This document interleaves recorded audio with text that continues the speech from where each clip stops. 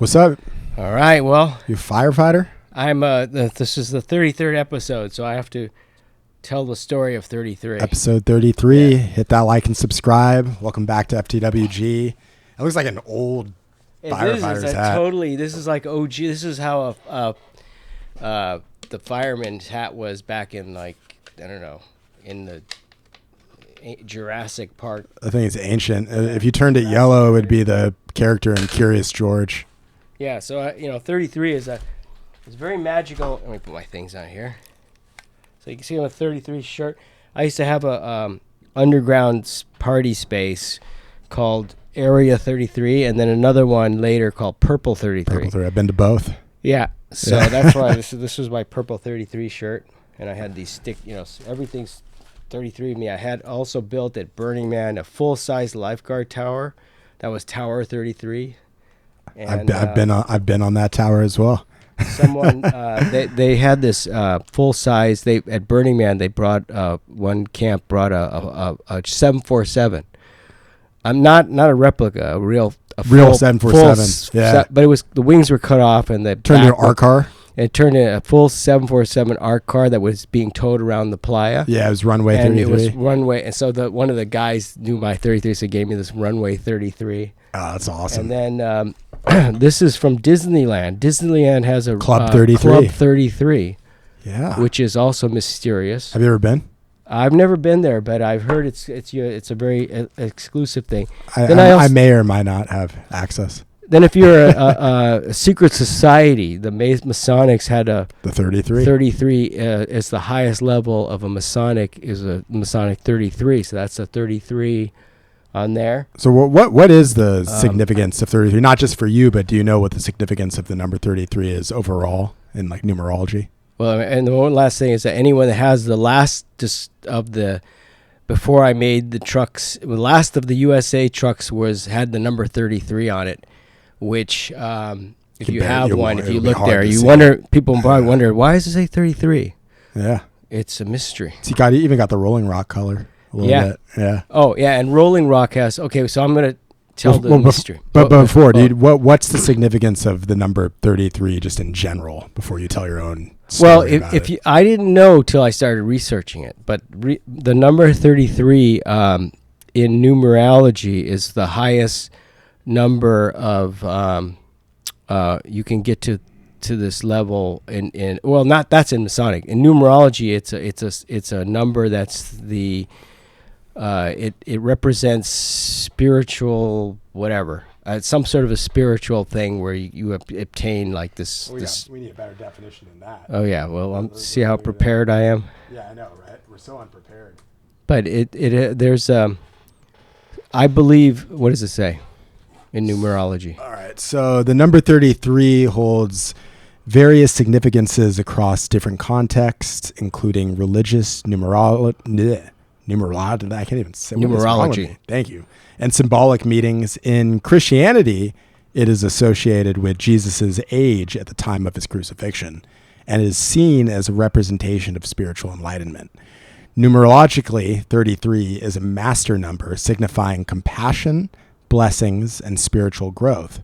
It also appears in Freemasonry, as you said, representing the highest degree in the Scottish Rite. Yeah, so there's this thing about it that I didn't know about till after I got into 33. So I didn't know about that and then decide it was my number or something. Yeah. I just happened to stumble across this number because it came into my life in a very mysterious way. So, and it taught me something about life, which I'll share, which I think has some significance. And who knows why, it's in a lot of these things like secret societies and the Jesus thing and the Disneyland. But there is something to it. And here's why I know this to be, it's not just a coincidence that it came in my life. So here's how it got into how I discovered it is that back when I was this is probably in the 90s, I was doing well with my business, and I had a snowboard company at the time too, which is the hazmat snowboards. They were really good snowboards. I was kind of at the front edge of that of bringing double-sided snowboards to before it was always like skis. There was like one pointed one side, and then so I was the first one to have a completely symmetrical snowboard. And so that was my brand Hazmat, which was actually a skate company before it was a snowboard company.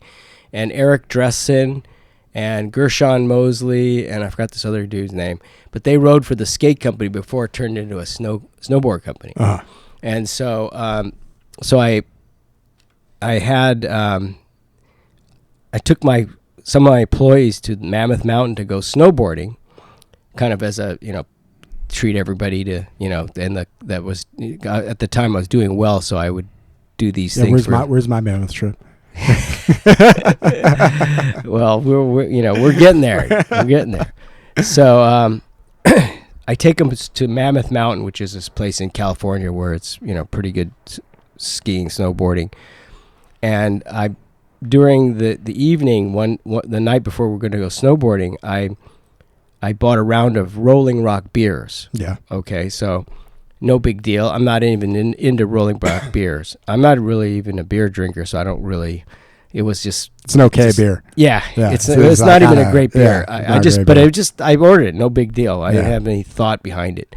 And the beers came to the table, and I look at the back of the bottle, and there's this 33 number with the ditto marks on it on the back of Rolling Rock bottles. So I said, hey, what does this 33 mean? I don't know why I even asked, but I showed everyone. They were like, well, who cares? It's, whatever.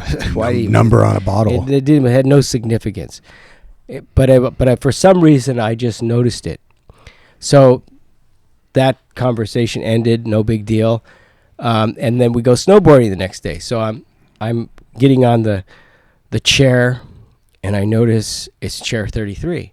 And, so I'm getting on chair 33. I'm going like, and I still was like, I don't even know why I even noticed that. I was never into the number, and the Rolling Rock thing it was no big deal. Then I get on another chair. The next chair I take, it's chair 33. And I'm going like, whoa, that's coincidental. I hit it twice in a row. Yeah. And now I'm starting to think, like, now the number is kind of like, okay, that was weird. So I get on another chair. It's chair 33. I'm going like, whoa, this is getting weird. Like, there's hundreds of chairs. Why am I hitting 33? So I get on the gondola. It's gondola 33. And now I'm going like, this is tripping me out. Yeah. Like, why? What's with the 33? I start seeing the Rolling Rock. Now I'm getting on every fucking chair, and gondola is 33. So then at the end of the day, I go to the bus stop to pick up. There was a bus to take us to our condo, and it's bus stop 33. I'm going like, whoa, like, this is weird. The 33, I keep seeing it. It's kind of strange. So then I get back to Venice, where I was living at the time, and I notice that every bus that's in Venice that goes through there is bus 33. It's the bus line 33, which I never noticed before. But was it 33 or was it was no 3 bus? No, 33. It's 33. I still. Yeah, it's 33. At least unless he changed it. I always thought, because when I was younger and I took the big blue bus, it was 100% sure it was 33. It was 33. Wow. Yeah, 100%. Because I remember going like, oh, I never noticed that before. Yeah, 33 on the bus line too. Or maybe it's the metro.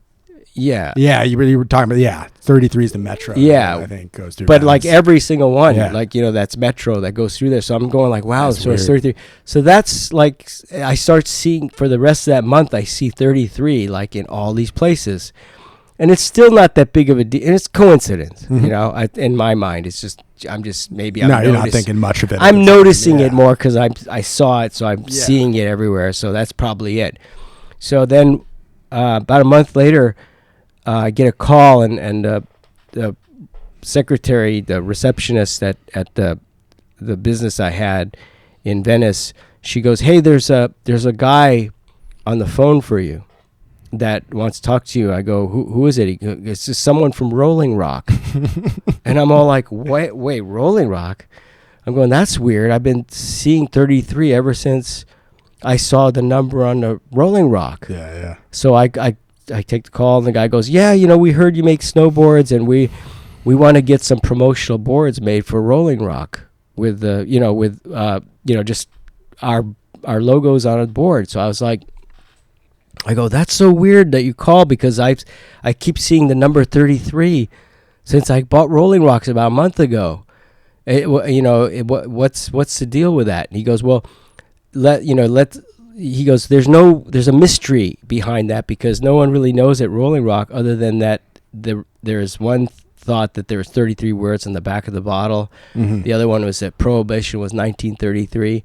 But it's kind of a mystery number for Rolling Rock. Yeah. So I was like, oh, that's trippy. So he goes, well, can we have lunch? And I'd like to discuss you making our boards. Yeah. So I go, sure, for sure. Let's have lunch. So we get have lunch, and we're at a restaurant, and we're talking about this stuff. And he's a cool dude, and he seems to be really interested in getting me to make the promo boards for Rolling Rock. So I was going, wow, what a trip. So then the bill comes to the table. It's table 33. And he goes, whoa, that's weird, because I've been telling him seeing it all the time, and all of a sudden here's the bill. I go, see? He goes, yeah, that is weird. So check this out. So I end up making 33 snowboards for Rolling Rock with the number 33 on it. Yeah. And then he gives me, like, I have all the stuff from Rolling Rock, like a 33, instead of a 3-ball pool ball, it's a 33 ball. 33. He has a clock he gave me that was like 1 o'clock, 2 o'clock, 33. And I've got all this 33 paraphernalia from this guy. And ever since that happened, I still see 33 at very interesting points in my life. Like I'll notice it sometimes in really kind of like just unusual, strange locations. It'll just pop up. It's bizarre. And it'll just remind me that, wow, I keep seeing this number. And what it means to me, what I've concluded is that, because that coincidence of seeing Rolling Rock, and a month later, a guy from Rolling Rock calls me and I make Rolling Rock boards. It's just the astronomical coincidence. It's beyond, like, it's almost like I can't deny that there's got to be something more to it than that. Well, even the gondolas and the chairs, and even even the fact that it has a significant number. It's a really significant number. It's one of the most significant numbers in numerology. Mm-hmm. And then there's all this other stuff and Masonics, and so I've come to the conclusion that we live in a world that is not what we think. There's more mystery to life than we've been taught, and that when you see signs from the universe, and I'm sure some of you guys out there, probably it may not be number 33, but it may be a certain color, or it might be a certain other number, or it might be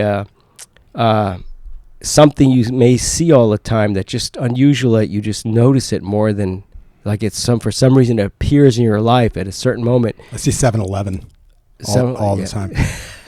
No, I mean the store, but I see 7-Eleven. Oh, okay. Yeah. I was gonna say I see that too. Every time I look at my phone and I look at the clock, it's always 7-Eleven. Yeah, but it's also that. See, when I think of things like that, I'm like, oh, but that's also my grandma's birthday, so maybe I'm just noticing it.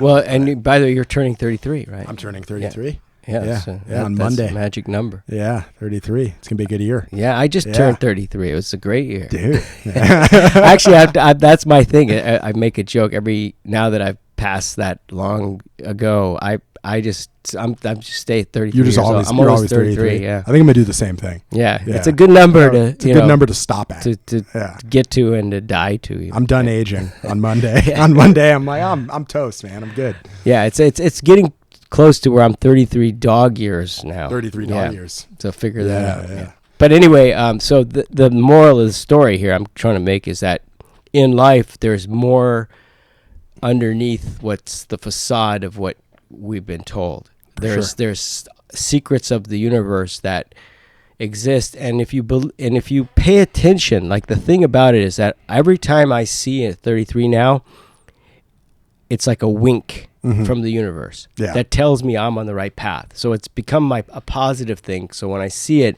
it's like, okay. Has it always been a positive thing, or can it be a warning too at times? It's a positive thing because if you want to here's my thing about superstition, because it's kind of like, in a way, I'm not superstitious really. Mm-hmm. So like you'll walk under a ladder and 13. step on a crack. I have no problem with those numbers, and so, but there are things you can do with those numbers. For example, let's say 13 is an unlucky number to you.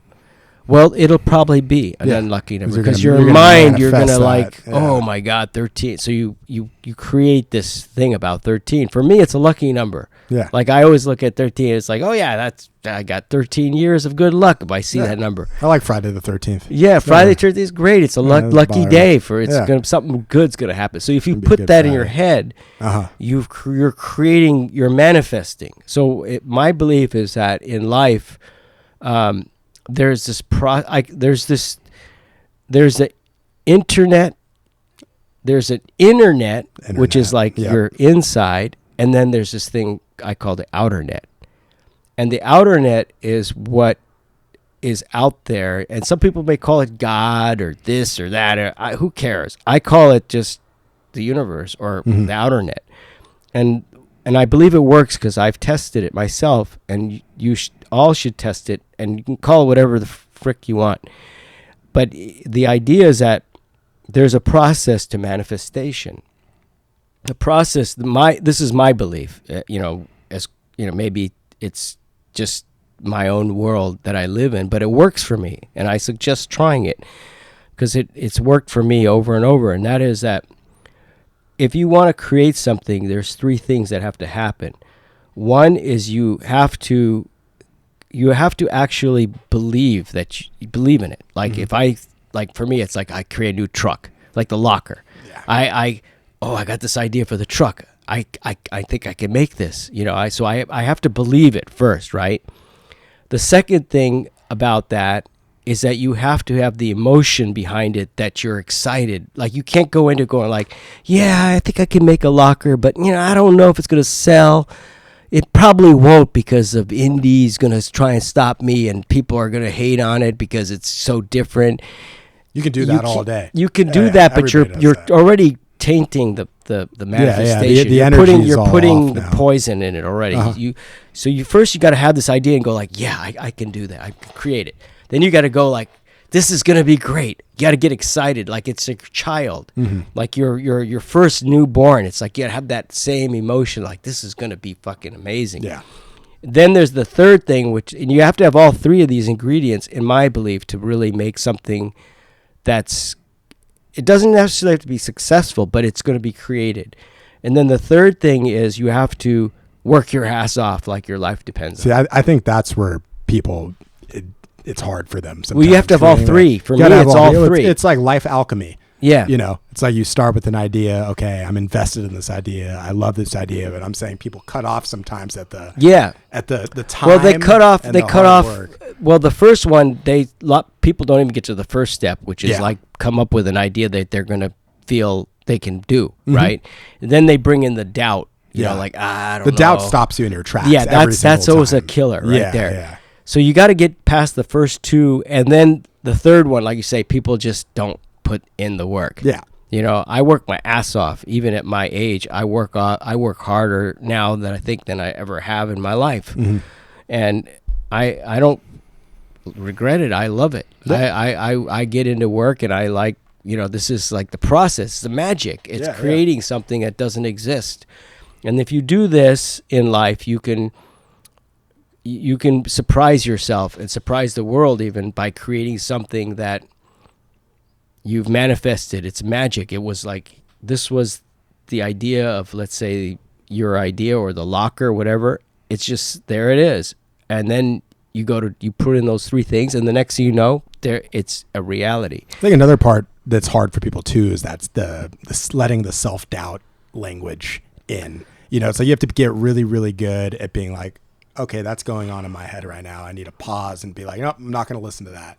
Because it's like they dive in, they find every single excuse in the book, and I do it too, to not do that thing. Because it's like you can tell yourself all day that that's not going to work, but you gotta fully believe in it. The reason they do that is because they're afraid to fail. Yeah. So fear of failure is usually... Most people are, like, what if I fail? I'm going to be humiliated. I'm going to lose all my money. I'm going to be out homeless on the street. Well, that is part of success is the failure. Oh, yeah, you have to reframe it. Like, I failed so much. I failed more than I've succeeded, for sure. And recently I failed in things that I thought were going to be successful. I applied this magic, and it didn't go the way I thought. But it's tricky how the universe works, because you may be going down this way, but it leads you to go this way, because you've at least got the momentum going. You're going somewhere. So don't be so attached to the outcome. It doesn't have to end exactly like you do, but you have to pursue it, because it may lead you to something more, or the true purpose of what you're supposed to create. Which is a little bit of ego dissolution in a way. You have to dissolve the ego a little bit to move forward. I feel like an analogy for that, I'll use skateboarding, since we talk about skateboarding a lot. But it's like, if you're a skater and you're afraid to fall, like, there's no skater on the planet Earth that hasn't fallen, right? Yeah. And hasn't failed a trick, because you have to fail to be able to go to the drawing board and know your limit and what you can do, and then see where you can go. And you, limit. if the odds of you if you're going to do something crazy like a handrail or something that is if you take off on or try and do that trick and see yourself falling, or see yourself really like you don't think you could do it, you're probably going to fall. Yeah. You're probably visualization in a positive way. Like pro athletes these days, they do it all the time. You have to see yourself doing it. So it applies to even things like that. That doesn't mean you won't fall, but at least you have a better chance of making it if you really see yourself doing it. And if you do fall, get up and do it again. Yeah. And just keep progressing or pivoting to maybe you're doing something wrong that you shouldn't be doing. I mean, the mind's powerful. It's been proven, especially with like things like the placebo effect. If you believe something's going to happen, then it's going to have that effect on you. It's like we've seen that before. Your mind is powerful. You can manifest your reality, not just by sitting there and be like, I'm going to be rich, and sit on your couch all day. But right. You have to have the alchemy. You got to put together all the pieces. You have to be very agile in how you maneuver through life, and for me, I've come up with an acronym for my superpower in a sense, which is AGE, age. Yeah, and it stands for adaptability, grit, and experience. So I use those three things to be able to adapt to anything that life throws at me, and have the grit to be able to, if I have to eat dirt, I'm going to eat dirt. If I get injured or I get broke or something happens, that's the way it's supposed to be right now. I've learned I pick myself up, dust myself off, and then keep going. And then I take that experience and move it to where I learn from it, so that if you do fail, failure is the best teacher you can have. It's a great thing, because if you didn't fail, you would not know what it's like, and then you won't. When you do finally fail in life, it'll hit you much harder. But when you get good at failure, like me, I can just get right back up, even though it can be devastating. I'll just be like, oh well, another chapter. I would say that failure is probably my favorite tool for learning. And you have to. It's your best teacher. You have to reframe it. Failure isn't a bad thing at all. No, it's not. It's not. It's a bad thing if you don't learn the lesson from it. Yeah, if you just keep failing. You have to get up and go like, God dang it! To make that trick, I have to adjust my body a little differently, or do something else. Or get a locker truck next time. No. Yeah. But anything to change your, adapt to the environment, because life. When I was a kid, change was kind of slow. It'd be like you go to a movie, and next year you're still going to the movie theaters or the drive-in. Movie theater hasn't changed. And then tech hasn't changed. Everything was very slow to change, so you kind of just got comfortable and you just did the same thing. And today, it's totally different. It's just like tomorrow, everything's changing like next day, and something new. So you got to be like, even if you're older like me, you still gotta like be agile. Otherwise you're toast. Totally. And I was going to say something about was the in today's age about is different from the past. Oh, the skate industry. The skate industry is a good example of an industry that's kind of stuck in the past, in my opinion. Yeah. I think there's a lot of people that would agree with that. And trust me, I'm working on ideas that may change some of that. Whether I fail or not,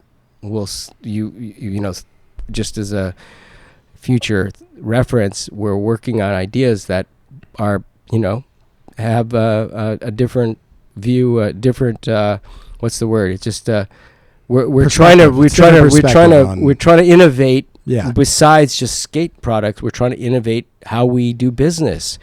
And a shout out goes to a lot of skaters that have adapted. I feel also like shops out there. There's a lot of shops right now struggling. We just did a little look up on shops and how the skateboarding isn't going away. I love that. I love that headline there. Yeah, what was that? Read that. I'll shout this guy out. Yeah, and so we noticed. So I found this article on LinkedIn. I stumbled upon it. I'm sorry if I butcher your name, but Haroun Sharif. It looks like he's from Libsyn, Portugal. But his article, which was around July 15th, 2025, the headline is "Skateboarding is booming. So why are skate shops and brands struggling in 2025?" And his take on it is skateboarding went global, but the industry didn't follow. So it's like we have the Olympics. Skateboarding's growing. There's more people skateboarding today than ever before, but the industry is not adapting. A lot of shops and industry is suffering. And now I have some theories on what I believe is part of that is I think that technology and platforms such as Instagram, YouTube, not YouTube so much as much, maybe I'd say Instagram, Facebook, even TikTok, and we like YouTube. Yeah, we like YouTube. We like YouTube. Yeah, algorithm. Hey, yeah, we love you. We love YouTube. Yeah, no, we really do though. I think YouTube's a great platform. Yeah, hit the like and subscribe. Yeah, hit the like and subscribe. Thanks, algorithm. Yeah. But no, I was going to say that. Amazon. Yeah. What's skateboarding doing on Amazon? I hate that. Like what? Well, next year we're going to see Amazon skateboards. They're going to knock off they'll have a knockoff Amazon ayahuasca. Yeah, I mean it makes me sick to see a big greedy billionaire company. Like, it's not enough just to sell your products. They're going to knock you off and sell it cheaper and put 5 stars on there and give the algorithms more traffic to their products than the original products that they knocked off. I think that's really fucked up. And I think that skateboarding has suffered because of these new technologies that have come in that have nothing to do with skateboarding. Yeah. They're just sucking your data and your money, and they could give a rat's ass about what happens to skateboarding. And listen, everybody understands that this pain point that you're pointing out here, because it's like you go online and you're like, I want to look up skateboarding stuff. I really want to go just look at skateboarding videos. That's what you were going to spend your like 20 minutes you have on a lunch break while you're at work or something, right? And you go on, and then all of a sudden you're just bombarded with like a Hims commercial or like some random like total hiking distraction. Commercial. Your mind went from skateboarding to looking at some chick's butt or something. And next time there's like giant fake boobs in my face. And then I'm like, but I just wanted to look at skateboarding. Like, that's a bad example. Yeah, we know where your algorithm's going. I agree. And it's true though. Yeah, it's true. They're out to get your eyeballs on things so they can make more money. I mean, they're not trying to help the industry. They're trying to help their appetite for more and more sales. More like, it's not enough that they have billions of dollars. They want to be trillions of dollars. So I think this is a problem because these things that have come into play over the last 10, 15 years, I think have diluted our industry in skateboarding. And not just skateboarding, just other niche and industries. Not just skateboarding, but you can see it because we're skateboarders. We see it in our industry, so it applies to other industries as well. But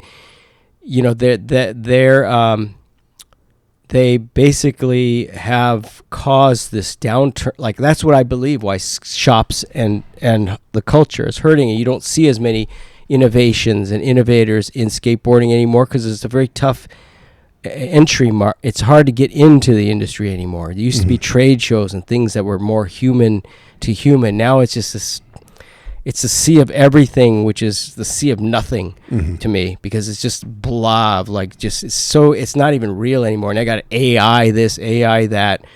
And so, we're losing touch with the culture of skateboarding and other industries is being diluted and disintegrated by these platforms that are just out for themselves. Yeah. And that's why I say, it's for the skaters out there that buy stuff and don't support things like Amazon.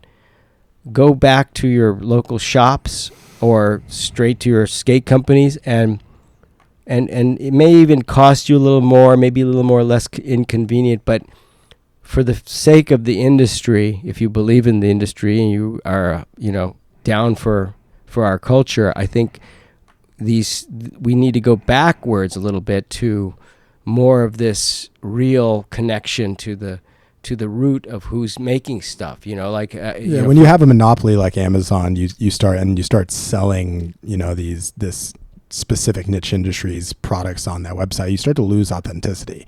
So it's like ease of getting your stuff and being able to, at a click of a button, get stuff delivered to your door. You start to like lose the feel, the culture, the vibe of like going into a skate shop or even just going directly to somebody's website that makes a product. You start to lose the connection. Yeah. Like, so when you have like a middleman that just basically rules how products get to your door, you're kind of losing the magic. That happens. And you're seeing that more and more. We're losing that connection. It's funny because it's ironic because these things, platforms like Instagram and TikTok and all this other stuff, is all about making connections and making it easier to make connections. But the end result is that there's less of a connection. It's just like these fake profiles. There's I have 4,000. On Facebook I have, like, from doing parties, I have like 4,000. I almost maxed out my friend. I got almost 5,000 friends, but they're not all my friends. And then I remember one time when I first was getting into Facebook, I was like in this, I gotta get more friends, like I gotta, like, friend me this, friend, just to see if I can get more friends. Then I started realizing these aren't, what am I doing? Like, they're not even, like, some of these people are just, it's just a stupid game. Yeah. And they want you to play the game so that it's, they're secretly getting your data. Like and subscribe. Yeah. Yeah. Data is money. Don't kid yourself. They, when you're signing away on these platforms, they're taking your essence, in a sense, of who you are, and they're reselling it to all these companies so that they can make more money. And I just find it's sneaky, and it's not giving back. So that's my feeling. So we got to come up with something. We got to come up with something. Yeah. What do you guys think? Yeah, or how skaters can out we there, make some changes? Come on, we are a culture of our own, and we can basically, at some point, someone, whether it's us or someone, we need to, like, bounce from these things like Amazon. Why is Amazon? What are they going to do for skateboarding? When's the last skateboarding? But I wouldn't be surprised if they come out with an Amazon skateboard. It wouldn't surprise me at all. Oh, totally. They might have it. They maybe even have it already. It might be there. There's definitely, it's going to look like one of those skateboards that you go in the Toys R Us aisle, and it was like made out of plastic, and it's just, oh God. I know. Yeah. But it'll have 5-star rating because it's like, it's made in America. No, China. Definitely China. So but, anyway. So keep this episode short, but we had a quick update on something. Oh, well, we have some new stuff we're coming. We'll probably announce it in the next episode. Yeah. We got some new stuff we're working on, some new ideas. So something's coming soon. Something's coming soon. Yeah, really soon. Yeah. And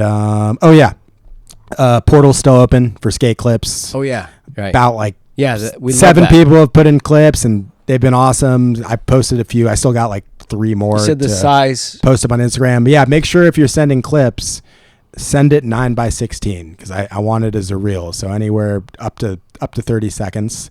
Most people have been doing it correctly, but I've gone a couple that are small. I want to be able to so turn your iPhone vertically, film the clip vertically. And then when did we announce the winner? End of July. Yeah, we're gonna do a poll. So this one will be a small one because there hasn't been that many. I still got a few more to post. So if I haven't posted you yet, and if you've sent in your clips, just be patient. I'll get them out before July ends, and we'll do a vote as a community. But I just remember something else too. We have 2 new distributors. Okay.